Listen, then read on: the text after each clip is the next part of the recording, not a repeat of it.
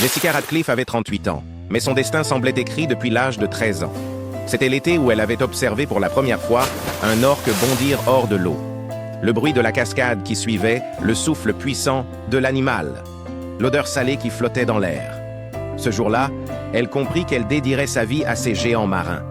Pendant 15 années intenses, elle se consacra corps et âme à l'entraînement. On la trouvait souvent sur le bord d'un bassin, l'air frais accroché à sa peau, écoutant le bruit régulier de l'eau. Ses mains, rouges de l'entraînement, ses muscles tendus, elle apprenait à décrypter leurs gestes, leurs signaux, leurs émotions. Ses efforts furent récompensés.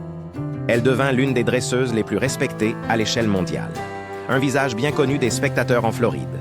Parmi tous les orques du parc, un seul avait conquis son cœur. Titan. 7 pamèdes, muscles, 6 tonnes de puissance pure. Sa peau noire et blanche brillait sous les projecteurs et son souffle lourd résonnait dans la poitrine tel un tambour battant. Leur connexion semblait indestructible. Ses collègues disaient « Jessica et Titan, c'est comme s'ils se comprenaient sans un mot ». Elle le voyait comme un partenaire, presque un membre de sa famille. Ce jour-là, en février, le ciel était d'un bleu éclatant. L'air était empli des rires des enfants, du parfum sucré des snacks, des bruits des conversations. L'amphithéâtre se remplissait rapidement. On ressentait la chaleur du soleil sur la peau, mêlée à la fraîcheur de l'air marin soufflant depuis le bassin. Elle ajusta sa combinaison noire, passa ses doigts dans ses cheveux attachés en queue de cheval et prit une profonde inspiration de l'air humide et salé. Le numéro prévu était spécial. Titan devait la soulever hors de l'eau, un moment toujours impressionnant. L'eau étincelait sous les rayons du soleil.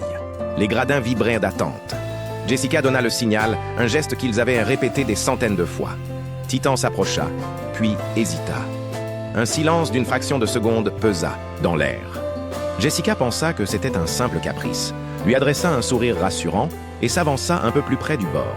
C'est à ce moment que tout bascula.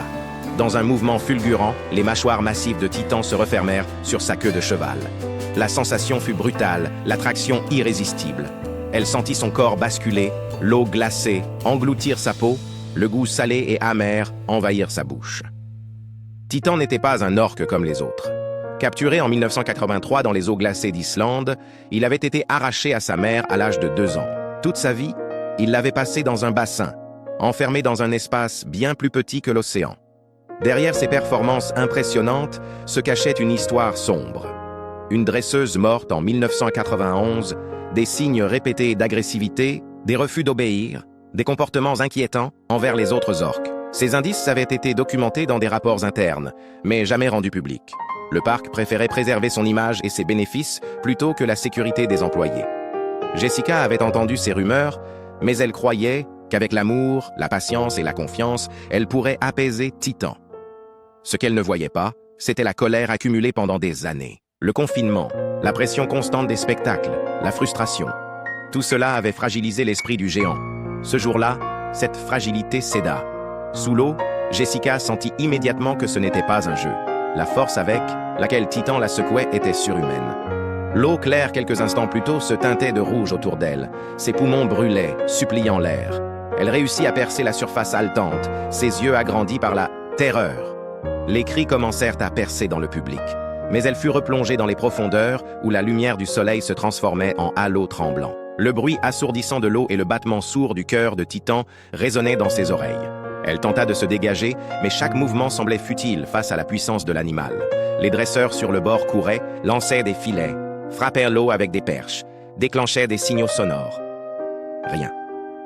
Les spectateurs passèrent de l'excitation à l'horreur. Certains filmaient, d'autres détournaient le regard ou couvraient les yeux de leurs enfants. Le temps se ralentit.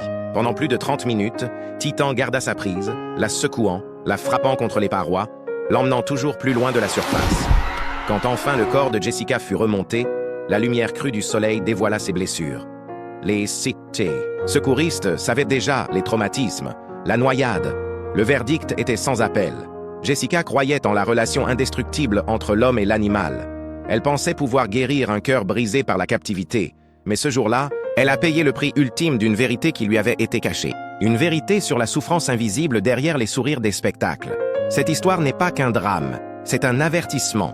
Partagez-la, transmettez-la. Et si vous voulez la suite, il vous suffit de commenter « Partie ».